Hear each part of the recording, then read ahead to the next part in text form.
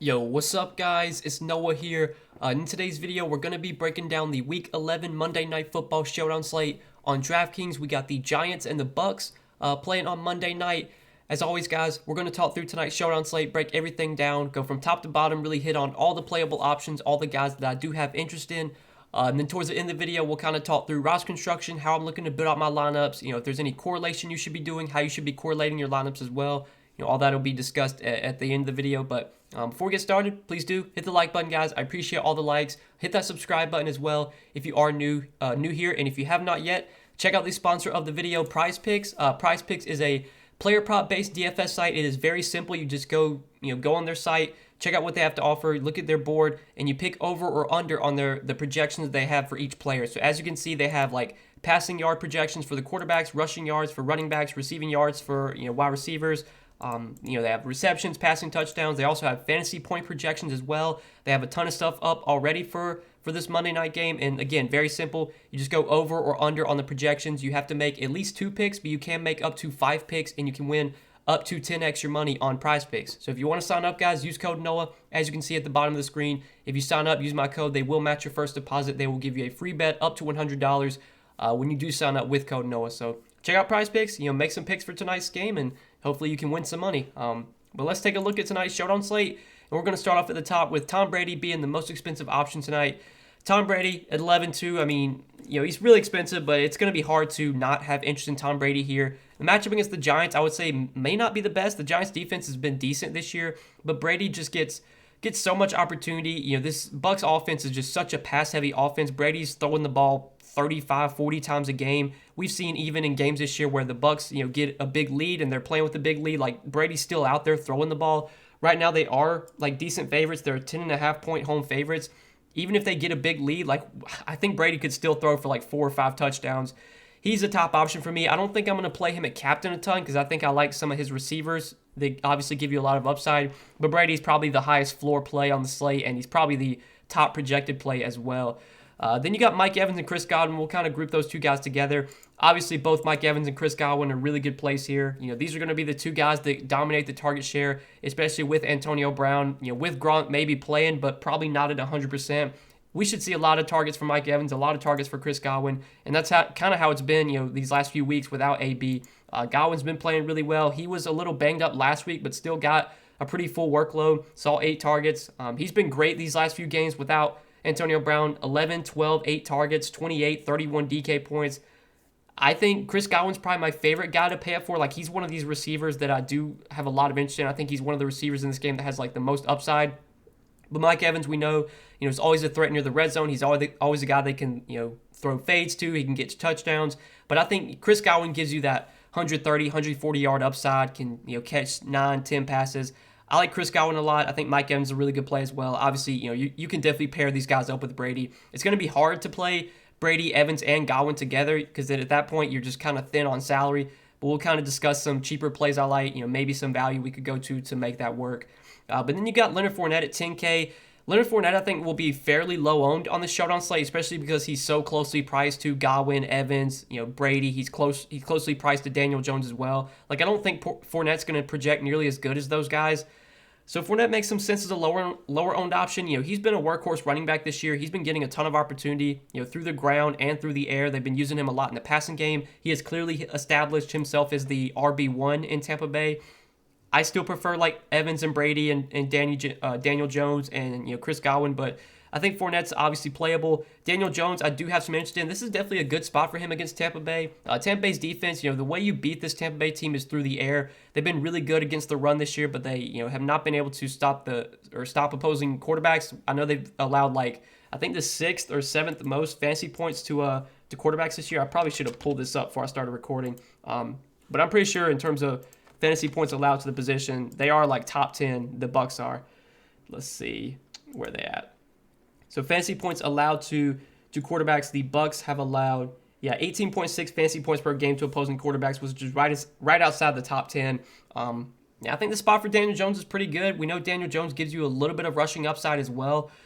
He's closely enough priced to Tom Brady to where I would definitely just rather play Brady. If I can only pick one quarterback in this game, give me Tom Brady, but Daniel Jones, I think, makes a lot of sense. I think if you want to play, both quarterbacks in this game, I have no problems with that. Normally, the quarterbacks are always going to be two of the best options. They're going to project as two of the top plays. I think that'll probably be the case here. But then you got Saquon Barkley, who I'm pretty excited to roster tonight. I think Saquon Barkley will be full go. He's listed as questionable, but all reports are that he is expected to play. Again, we're not going to know his snap count, or I assume we'll probably get some word on it. I think he'll be close to 100%. We haven't seen Saquon in a while. Last game he played was in Week 5 against Dallas. He's been out with an ankle injury. Anytime guys come back from leg injuries, those are always a little bit concerning. But Saquon's just such a talented running back. He's a guy that just has so much upside in general. I know, this Giants offensive line, their offense as a whole, it may not be great. Maybe they're not going to be able to move the ball down the field that well. We'll have to see. But I think, Saquon, just banking on the talent, banking on the upside he has, if he is full go, I like him quite a bit, even in a tougher matchup against a good Tampa Bay run defense. I think Saquon at 7,800 is probably underpriced just for how good he is. I think he will be pretty low owned as well. I don't think a ton of people are going to play Saquon here. We'll have to wait and see. If he's going to be limited, then it's going to be tough to go there. But if there's no pitch count for Saquon, if he's 100% good to go, I definitely like him as a little bit of a contrarian option, assuming he will be somewhat lower owned. But then you got some of these Giants receivers, Kenny Golladay, Kadarius Toney, Evan Ingram. All these guys have kind of benefited lately without Sterling Shepard. I think these are going to be the guys we want to look to from this Giants offense when we look for pass catchers. I assume Kenny Golladay and Darius Slayton will probably be the guys playing on the outside, and then they'll have Kadarius Toney in the slot. All three of these guys are playable. Kenny Golladay is the most expensive of the three. I think he's fine at 7K. I think Toney's my favorite of the Giants pass catchers. I just think, again, he's kind of the most talented. He's shown big play upside. He's shown that he can go out there and get 100+ yards. He had that huge game against Dallas earlier this year. A matchup against Tampa Bay, their secondary has not been great this year. Their secondary has been banged up as well a lot this season. I think Kadarius Toney in the mid-range makes a lot of sense. Evan Ingram, he's been better lately, and he's starting to see his snap counts kind of increase. I think last week Evan Ingram played over 80% of the snaps. He was pretty heavily involved. Only saw 3 targets, but he did get into the end zone. He scored a touchdown in back-to-back games. Yeah, he played 82% of the snaps last week, 78% of the snaps the week before that. His playing time's starting to increase. The targets, should be there. He probably gets 4, 5, 6 targets. I think Toney and Golladay probably give you a little bit more upside. I think Ingram's a little bit more touchdown dependent. But at 6,600, he is definitely playable. Gronk probably going to play, but we'll have to keep an eye on his status. Even if he does play, there's a pretty good chance that Gronk will be on some sort of pitch count. There's a good chance we'll see a tight end committee with him, mixing in with OJ Howard. They'll mix in Cameron Braid as well. I don't think Gronk's just going to be an every down tight end right out of the gate. Obviously, this Bucs team, they're thinking about the future. They know they're probably going to make the playoffs. They want Gronk to be healthy when the playoffs come. So I doubt we get a full workload from Gronk. If we do, or if we can confirm that he's going to play his full allotment of snaps, I think Gronk's definitely playable. He's another guy that's kind of touchdown or bust. Gronk, really, he's going to have to get into the end zone to put up a big game. He just doesn't. He's not going to go out there and catch 8 balls for 120 yards. He's just not going to do that. So you're going to need probably 1 or 2 touchdowns. He's always a threat near the red zone. He's a big body. We know Brady loves to get him touchdowns when he can. I do worry about the pitch count, though. I worry about his playing time being limited. If he is going to be limited, then I'm probably off of Gronk. We'll just have to wait and see, though, what the report is with him. That's going to be important watching, the report on Gronk and Saquon. I assume both of them play, but we'll have to keep an eye on, how many snaps they actually will be able to play. But then getting below 6K and starting to look at some potential value. The Buccaneers defense at home, it's a good spot for them. Daniel Jones has always been a very turnover-prone quarterback. He's a guy that will take a lot of sacks. He'll fumble the ball a lot. I usually don't play defenses, but I think, the Buccaneers defense looks fine at 5,200. I think I skipped over. Did I skip over? So Darius Slayton, where's Darius Slayton at? Oh my, he's really, really cheap. I thought Darius Slayton was a lot more expensive than he is. We're definitely going to talk about Darius Slayton as a value. But yeah, the Buccaneers defense, good spot. Again, it's defense, so defense is random. The Buccaneers defense could score 18 points tonight. They could score 2 points tonight. It's there's a wide range of outcomes with defenses, but if you think the upside's there, you can play them. I don't think I'll have much exposure to the Bucs defense, but the spot against Daniel Jones and this Giants offense, I think, is pretty good. Tyler Johnson up to 5K. Don't have a ton of interest in Tyler Johnson. Now, he has been kind of the wide receiver 3 with Antonio Brown out lately, and he has been playing a decent amount of snaps. Last week, Tyler Johnson played, let me see. He played on a very nice 69% of the snaps last week for Tyler Johnson. He's played about 60% of the snaps, at least 60% of the snaps the last 3 games without Antonio Brown. the target share is not going to be great for Tyler Johnson. At most, he's probably going to see 5-6 targets. He could score a touchdown, though. He's going to be on the field for over, probably half the game. At 5K, he's playable, but I wish he was a little bit cheaper. Brady just locks in so much on Godwin and Evans that it's really hard for guys like Tyler Johnson and some of these other, Scotty Miller, these guys. Like, it's just hard for them to really put up big games because Brady just kind of locks in on, his main guys, Godwin, Evans, Gronk. Even Fournette has been getting a lot of usage in the passing game. So Tyler Johnson, playable, but, a riskier value. Devontae Booker, probably not going to go there now that Saquon's back, assuming Saquon plays. The kickers, I think, are totally fine for value. If Gronk plays, I don't really have any interest in Cam Brate or O.J. Howard. Darius Slayton, though, $3,200 for Darius Slayton. This is definitely probably my favorite value on the slate. I think he's just way too cheap here.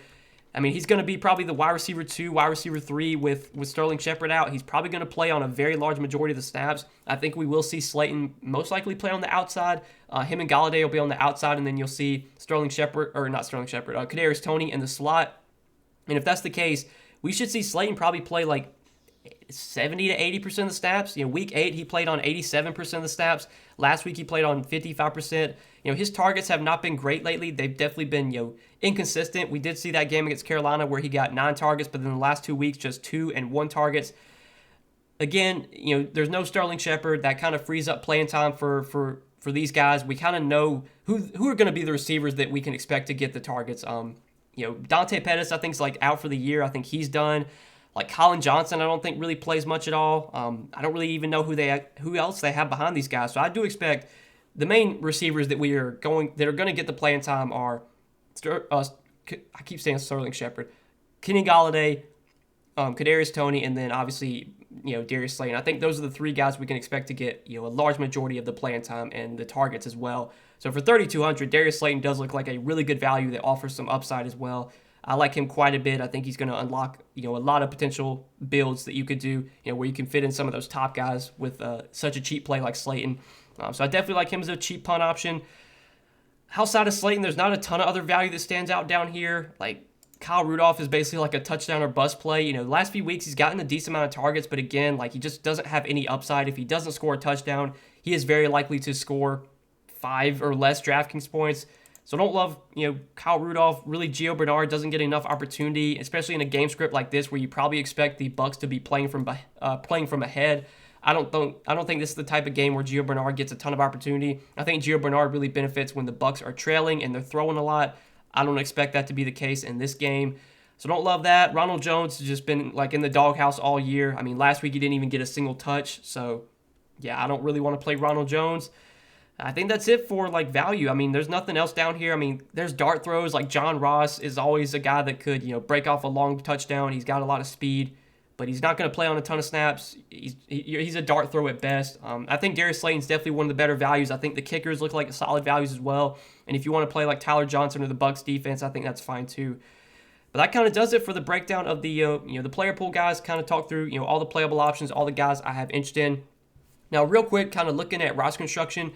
If I was playing one lineup tonight, there's a lot of ways you could go. Like, it's really tough because you could obviously play there's a lot of playable captains. You could play Brady if you wanted to, Evans, Fournette, Saquon if he's fully healthy. I think Saquon's a guy that gets under-owned, and I think his captain ownership will be very low. Again, we're going to have to wait and see, if he's going to be on a pitch count or not. But if we get a fully healthy Saquon, like he's someone you could use as a captain option for lower ownership. I think Kadarius Toney gives you some upside in the captain spot if you want to go there. But Chris Godwin is the guy that really stands out to me. Just his target share lately without Antonio Brown, the opportunity he's been getting, it's been amazing. I like the matchup against the Giants. I think at 14-1, he's probably my favorite captain. And if I'm playing Godwin at captain, I want to pair him with Tom Brady. If I'm assuming Godwin has a big game, that obviously means that Brady's probably doing really well as well because he's throwing the ball to Godwin. So plugging those 2 guys in, then we'll kind of plug in some value. Darius Slayton, we talked about, I think is probably one of the better value plays on the slate. Just too cheap for the role that he's going to have, for the playing time he's going to get, for the targets he should see. There's no reason he should be 3,200, and Toney is 6,800, Galladay 7K. Obviously, those guys have been a lot more consistent, a lot more productive than Slayton, but they shouldn't be $5,000 more expensive. So I think Slayton's a standout value. Then after you plug in Slayton, you got 3 spots left, 7,100 left per player. Like if we wanted to play both quarterbacks, I think that's something I kind of like doing. You could play Daniel Jones in this build. Maybe we could play Saquon as well, which I like a lot, assuming Saquon's full go. and that leaves us 4,100 left for our last spot, which basically leaves us enough to play, the Giants kicker, Graham Gano, which we could do.